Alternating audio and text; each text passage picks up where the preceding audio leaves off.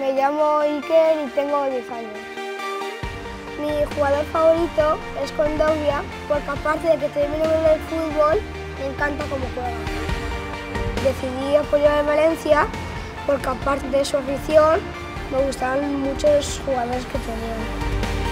Hola, buenas tardes. Me llamo Toni Sanchís y soy el director deportivo. Está haciendo bien. Son un equipo que empezaron hace un añito a jugar a fútbol, la mayoría de componentes, y a día de hoy se ha notado mucho la mejoría. Bueno, este es Xavi.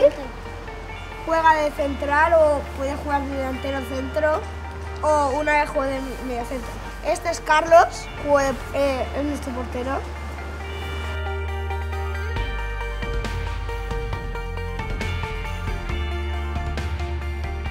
Vamos, vamos arriba, Valencia, que te llevo dentro de mi corazón.